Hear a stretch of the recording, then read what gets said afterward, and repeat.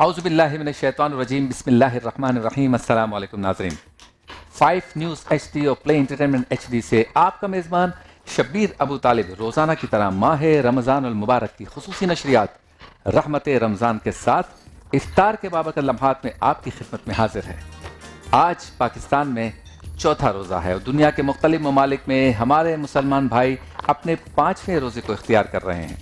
ایک بار پھر آپ کے سامنے روحانی کیف و سرور سے مزین نشریات پیش کرنے کی سعادت حاصل کر رہے ہیں، اس امید، اس تمنا، اس آرزو، اس خواہش، بلکہ اس یقین کے ساتھ کہ آپ ہماری نشریات کے ذریعے گھر بیٹھے ماہ رمضان المبارک کا حقیقی لطف حاصل کر سکیں گے۔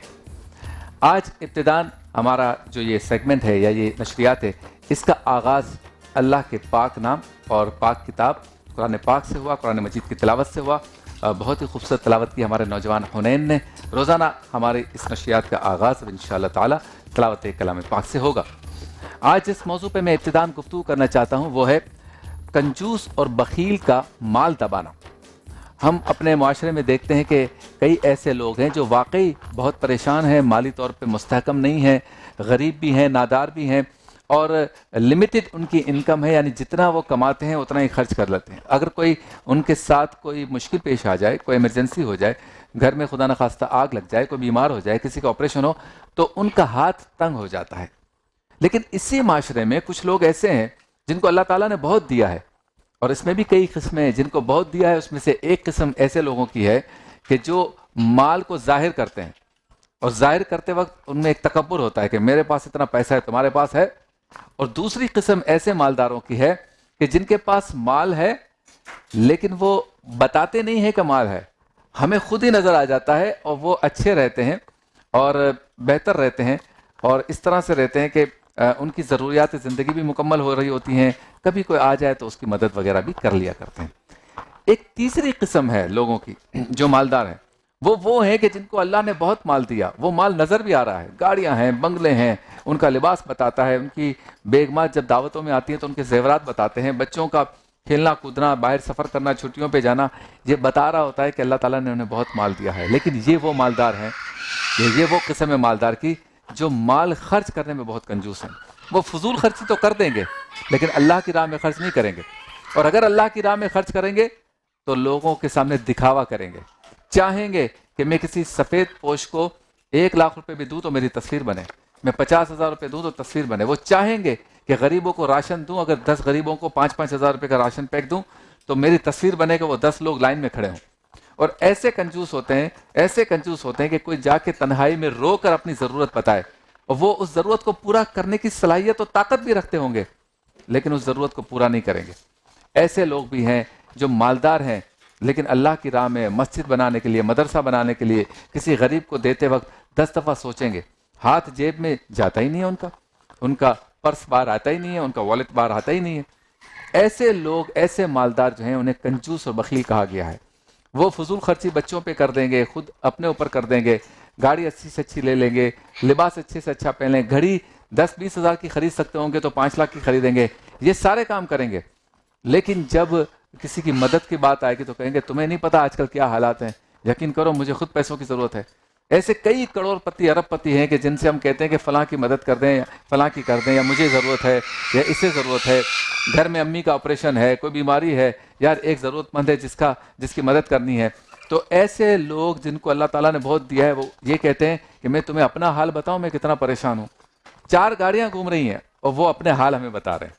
ان کے بچوں کا جو ہے رہن سہن ہم دیکھ رہے ہوتے ہیں، بیگمات کا رہن سہن دیکھ رہے ہوتے ہیں، اور اس میں ایسے مالدار بھی ہیں جن سے کبھی آپ کہہ دیں کہ فلاں کے لیے 4-5 لاکھ کی ضرورت ہے یا 40-50 ہزار کی ضرورت ہے، اور وہ التجا کرنے والا اس کا سگا بھائی ہوگا یا بہن ہوگی، ان کا رشتہ دار ہوگا، اس کی مدد نہیں کریں گے، اور اگلے دن نظر آئے گا وہ ملیشیا میں ہے۔ جب بھائی یا بہن پیسے مانگیں گے نا یا مدد مانگیں گے ٹیمپریری جو قابل واپسی ہے، جب کوئی رشتہ دار مدد مانگے گا نا جو قابل واپسی ہے تو کہیں گے یقین کرو میرے پاس خود پیسے نہیں ہے، میرا ہاتھ آج کل تنگ ہے، اور 3 دن بعد وہ UK میں بچوں کے ساتھ اور دوستوں کے ساتھ گھوم رہے ہوں گے۔ ایسے بخیل و کنجوس کے لیے بھی مذمت آئی ہے۔ یہ صرف ایسا نہیں ہے کہ اللہ کی راہ میں خرچ نہیں کرتے، باقی جگہوں پہ بھی آپ نے خرچ کرنا ہے۔ یہ جو پیسہ میرے پاس، آپ کے پاس، کسی کے پاس بھی آتا ہے، یہ جو رزق آتا ہے، یہ جو نعمتیں مل رہی ہیں، یہ رب کی دی ہوئی ہیں۔ یہ ہمیں اگر لوٹانے کا موقع آئے اللہ کے بندوں پر تو اس کو غنیمت جانے. میں ہمیشہ کہتا ہوں کہ جو شخص اس حال میں ہے کہ لوگ اس سے توقعات رکھتے ہیں کہ یہ میری مدد کرے گا، یہ اس کے لیے سعادت کی بات ہے کہ لوگوں نے اس سے توقعات رکھی ہوئی ہیں. ورنہ یہاں پر یہ ہے کہ آپ خود اگر مشکل میں ہوں تو اس سے بڑی اذیت کیا ہے. اور دوسری طرف آپ کو رب تعالیٰ نے موقع دیا ہے کہ کوئی سائل آپ کے پاس آ رہا ہے کہ میری مدد کریں، تو یہ آپ کے لیے سعادت ہے، یہ آپ کو موقع مل رہا ہے. ایسا ہی ہمارے خلفائے راشدین کے دور میں تھا کہ ایک وقت ایسا آیا کہ زکوٰۃ تو چونکہ فرض ہے تو مالداروں کو زکوٰۃ کسے دینی ہے وہ لینے والا کوئی نہیں ہوتا تھا. تو جب آپ کے پاس بھی کوئی زکوٰۃ لینے آئے، فطرہ لینے آئے، کوئی عطیہ لینے آئے، کوئی خیرات لینے آئے، کوئی مدد مانگنے آئے، کوئی ضرورت مند آئے، کوئی سفید پوش آئے، تو آپ جب اس کو دیتے ہیں تو یہ اس کا احسان ہے کہ اس نے آپ کے مال کو پاک کر دیا. اگر لینے والا ہی کوئی نہ ہو تو آپ زکوٰۃ کسے دیں گے؟ اگر کوئی مدد مانگنے والا ہی نہ ہو تو آپ مدد دینے والا ثواب کیسے کمائیں گے؟ تو آج ہمارے اس ابتدائی انٹرو میں یہ پیغام ہے ان مالداروں کے لیے جن کو اللہ نے مال تو بہت دیا ہے لیکن ہمیشہ روتے رہتے ہیں اور جھوٹ بولتے ہیں کہ میرے پاس کچھ نہیں ہے، میں پریشان ہوں. ان کے علل تلل ان کے اخراجات بتا رہے ہوتے ہیں کہ اللہ انہوں نے بہت کچھ دیا ہے. یہ ماہ رمضان المبارک دینے کا مہینہ ہے، دیجئے اور ڈرے نہ اس سے کہ یہ چلا جائے گا، مال واپس آئے گا. بہترین اور عقل مند تاجر وہ ہے اور بہترین بزنس مین وہ ہے جو غریبوں کی مدد کرے، اللہ کی راہ میں خرچ کرے اور ضرورت مندوں کو دے، سفید پوشوں کو دے، ڈھونڈے کہ کون ایسا ضرورت مند ہے جس کو میری ضرورت ہے. اور اگر کوئی آپ کو فون کر دے، کوئی آپ سے مانگے، بندہ ٹھیک ہے اور ڈھونگ نہیں کر رہا، جینین ضرورت مند ہے، تو آپ کو شکریہ ادا کرنا چاہیے کہ رب تعالیٰ نے اسے بھیجا. چلتے ہیں اپنے رن ڈاؤن کی طرف، بریک کی طرف جائیں گے، بریک کے بعد جب واپس لوٹیں گے آؤ بات کریں میں آج ہم گفتگو کریں گے چھوٹے بچوں کی لڑائی ہوتے ہوتے بڑوں کی لڑائی تک پہنچ جاتی ہے. اور نبیوں کی باتیں میں مفتی اسحاق مدنی صاحب آج حضرت یحییٰ علیہ السلام کا تذکرہ کریں گے. احتیاط لازم ہے میں آج حماد احمد شاہ صاحب بتائیں گے جلد کی بیماریوں کے حوالے سے. اور افطار مزیدار میں ہمارے شیف اسد بنائیں گے چھولے بھٹورے اور منٹ اورنج لیمنیٹ. رمضان پاکستان میں ہمارے ساتھ این جی او ہوں گی HAK فاؤنڈیشن کے ریپرزینٹیو. اور بچوں کا رمضان انشاءاللہ اور آگے چل کر عالم ٹائم و ورفانہ لگا ذکر ساتھ چلائیں گے جس میں آج عالم ٹائم میں ہمارا موضوع ہے روزہ اور نماز، رونق افطار عین افطار کے وقت، جس میں مفتی غلام دستگیر صاحب سورہ معون کی فضیلت بتائیں گے اور آگے چل کر قبولیت کے لمحات میں انشاءاللہ تعالی دعا ہوگی. اور چلتے ہیں اس سیگمنٹ کی جانب جس میں ایک خاص موضوع ہوتا ہے اور اس پر ہم آپ سے بات کرتے ہیں اور چاہتے ہیں کہ اس پہ غور و فکر کریں. سیگمنٹ کا نام ہے آؤ بات کریں.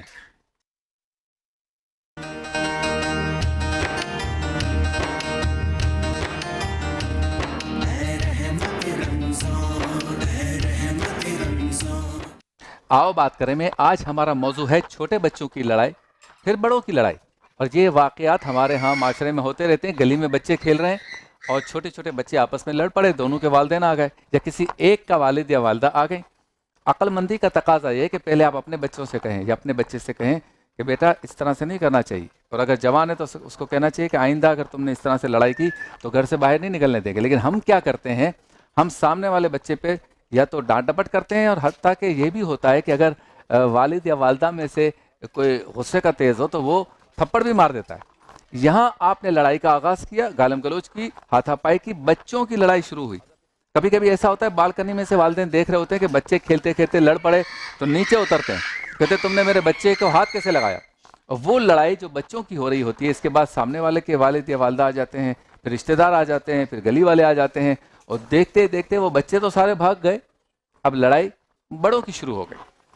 اور اس واقعے کو یا اس طرح کے واقعات کو ہم اخبارات میں بھی پڑھتے ہیں اور ٹیلی ویژن پہ بھی دیکھتے ہیں. کل میں یہ سوچ رہا تھا رات کو کہ آؤ بات کریں میں کس موضوع کا میں انتخاب کروں، تو میرے ذہن میں آیا کہ میں اس موضوع کا انتخاب کروں کہ بڑوں کو بردباری کا، عقل مندی کا، حکمت کا جو ہے وہ یا دور اندیشی کا ثبوت دینا چاہیے. اور اگر کبھی آپ کے چھوٹے بچے یا نوجوان بچے لڑکے آپس میں لڑ پڑیں، یہاں تک کہ لڑکیاں یا بچیاں بھی، تو آپ نے تحمل اور برداشت کے ساتھ اور عقل مندی کے ساتھ اس کو سلجھانا ہے، مزید الجھانا نہیں ہے.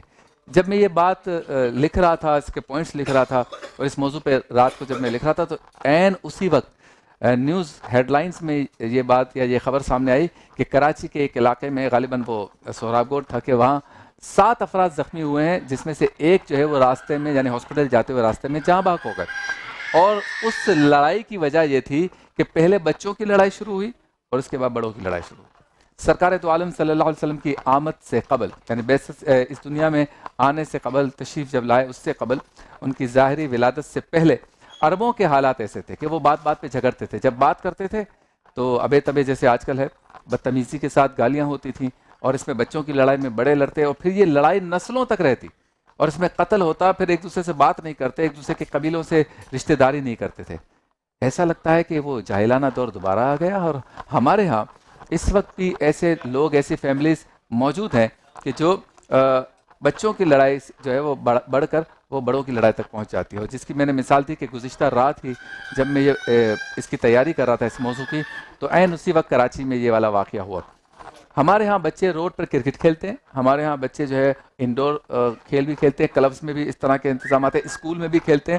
اور جب اسکول میں ٹیچر لکھتی ہے یا بتاتی ہے یا فون کرتی ہے کہ بھائی آپ کے بیٹے نے کسی کو مار دیا ہے، تو جس کے بچے کو مارا ہے ان کے والدین آئے ہوئے ہیں، وہ بہت غصے میں ہیں اور اس طرح کی سچویشن ہے، تو وہاں پہ بھی آپ نے تحمل کا مظاہرہ کرنا. اگر ہمارے بچوں کی غلطی ہے، جو کہ عموماً کوئی بھی بچہ غلطی کر سکتا ہے، تو معذرت خواہانہ نظروں کو جھکا کے مسکرا کے معافی کی نیت سے، درگزر کرنے کی نیت سے اگر چیزوں کو ہینڈل کیا جائے تو زیادہ بہتر ہوتا ہے. نہ کہ ہم ایسی صورتحال میں پہنچ جائیں کہ اگر بچوں کی لڑائی یا بچوں کے کچھ کہنے پر یا ناخن مار دیا یا کچھ کیا، اس لڑائی کو جو ہے وہ بڑوں تک پہنچا دیا جائے. اور پھر اس سے بڑی جہالت یہ ہے کہ یہ چیزیں جو ہے وہ قتل تک، سر پھاڑنے تک اور ہاسپٹلز تک، معذوری تک اور پھر رشتہ داریوں کو ختم کرنے تک چلی جائیں. ماہ رمضان المبارک صبر و برداشت کا، تحمل کا ہمیں درس دیتا ہے. اچھی صحبت ہوگی، تحمل مزاج لوگوں کے ساتھ بیٹھیں گے، اٹھیں گے، ان کے ساتھ ان کی صحبت اختیار کریں گے، ان سے سیکھیں گے، بزرگوں سے سیکھیں گے، تو ہر وقت چہرے پہ مسکراہٹ ہوگی اور لڑائی جھگڑوں سے دور رہیں گے. مفتی اسحاق مدنی صاحب کیا کہیں گے اس بارے میں، چھوٹے بچوں کی لڑائی پھر بڑوں کی لڑائی؟ بسم اللہ الرحمن الرحیم. دیکھیں، چھوٹے بچوں کی لڑائی کا ایک فائدہ تو یہ ہے کہ تھوڑی دیر کے بعد وہ خود بخود آپس میں سیٹ ہو جاتا ہے، سیٹ ہو جاتا ہے، اور دل میں بغض نہیں رکھتے، کینہ نہیں رکھتے، اور اس کو نسلوں تک نہیں پالتے. یہ بچوں کی اچھی عادت ہے. آپ دیکھیے گھر کے اندر ہوں یا باہر ہوں یا اسکول میں ہوں، 10 منٹ بعد جو ہے وہ دوبارہ آپس میں ایک دوسرے سے بیٹھ کے کھا رہے ہوں گے، پی رہے ہوں گے، سب چیزیں کر رہے ہوں گے. اوکے، یعنی ان کی لڑائی بھی اچھی ہوتی ہے اور صلح بھی بڑی جلدی ہو جاتی ہے. ٹھیک ہے، اور پھر دل میں رکھا بھی نہیں جاتا، بعد میں تانا بھی نہیں، تو نے ایسا کیا تھا، تو نے ایسا کیا تھا، تو نے ایسا کیا تھا. ہاں. تو ان بچوں کی لڑائی کو بچوں کی لڑائی ہی تصور کرنا چاہیے، بڑوں کو اس میں شامل نہیں ہونا چاہیے اور ضد اور بحث کی وجہ سے نہیں کرنا چاہیے. ہاں، بعض اوقات یہ ہوتا ہے کہ کوئی ایک آج بچہ شرارتی ہوتا ہے، وہ دوسرے کو تھوڑا سا زیادہ مار دیتا ہے، ڈانٹ ڈپٹ کر دیتا ہے، تو اپنے بچے ہی کو سمجھانا چاہیے کہ بیٹا تھوڑا سا ذرا اسے اوائڈ کیجیے اور تھوڑا سا دائیں بائیں رہیے. لیکن اگر بچوں کی لڑائی ہو جائے تو بڑوں کو اس میں انوالو نہیں ہونا چاہیے. اچھا، یہ ایک تو اس اعتبار سے، گھر بار کے اعتبار سے. بعض اوقات اسکولز کے اندر بھی ایسا ہوتا ہے، مدارس میں بھی ایسا ہوتا ہے کہ ایک ساتھ پڑھنے والے بچے آپس میں کوئی چپقلش ہو گئی، کوئی ناراضی ہو گئی، کس کو مار دیا، کس کی کتاب وتاب پھاڑ دی، کچھ کر دیا، تو اس پہ والدین لڑنے کے لیے آ جاتے ہیں. تو بھئی آپ کے ان کے والدین کو بلائیں، ہم ان کے والدین سے پھڈا کریں گے. تو بھئی پھڈا کریں، ان کے گھر پہ آ کے پھڈا کر لیں. آپ اسکول یا مدرسے میں کسی ادارے کے اندر آ کے کیوں شور شرابہ کر رہے ہیں؟ باقی یہ کہ ایک کلاس میں پڑھنے والے بچے، ایک گھر میں رہنے والے، ایک ساتھ کھیلنے کودنے والے بچوں میں آپس میں خلاف مزاج باتیں بھی ہوں گی، رنجشیں بھی ہوں گی، لیکن ان بچوں کی اچھی بات یہ کہ وہ صلح کر لیتے ہیں. اور بڑوں کی غلط بات یہ کہ ایک تو جھگڑے میں انوالو ہو جاتے ہیں، اور دوسرا پھر یہ کہ آپس میں دل کے اندر قدورتیں اور نفرتیں رکھ لیتے ہیں. آج جو گھروں کے اندر سیپریشن کا ایک ماحول ہمیں بنتا ہوا نظر آ رہا ہے، یعنی اگر 2-3 بھائی ایک گھر کے اندر رہتے ہیں، دونوں تینوں کے بچے ہیں، تو اکثر یہ ہوتا ہے کہ اس گھر سے الگ ہو جاؤ، تمہارے بھائی کے بچے میرے بچوں کو مارتے ہیں. تو یہ خواتین میں زیادہ معاملہ ہوتا ہے، اور پھر مرد بیچارے جو ہے خواتین کے کہنے میں آ کے آپس کے اندر رنجشیں بڑھا رہے ہوتے ہیں. تو میرے خیال میں بچوں کی لڑائی کو بچوں تک رکھنا چاہیے، بڑوں تک نہیں پہنچنا چاہیے. کیا بات ہے. اور ایسا بھی ہم نے دیکھا ہے کہ جب بچوں کی لڑائی بڑھ جاتی ہے اور یہ بڑوں کی لڑائی کی طرف چلی جاتی ہے، تو ایک فریق جو ہے وہ 15 پہ کال کر دیتا ہے، پولیس ایمرجنسی یا رینجرز کو بلا لیتے ہیں. اب پتہ چلا کہ پولیس والے یہ سمجھے کہ یہاں پہ کوئی قتل و غارت گری ہو رہی ہے. جب دیکھا تو پپو جو ہے وہ ٹنکو کے ساتھ لڑ رہا تھا، اس میں 15 کو بلا لیا. یہ ادارے امن و امان کے قیام کے لیے کچھ اپنی ذمہ داری بھی محسوس کریں. ہر بات میں پولیس کو لے آتے ہیں، پھر ہم کہتے ہیں کہ پولیس نے یہ کر دیا، اس کا رویہ ایسا تھا، اس نے اس کا ساتھ دے دیا. معاملہ فہمی، عقل مندی، دور اندیشی اور حکمت کا تقاضا یہ ہے کہ جب بھی کوئی مشکل مرحلہ آئے تو آپ نے سمجھداری کا ثبوت دینا ہے.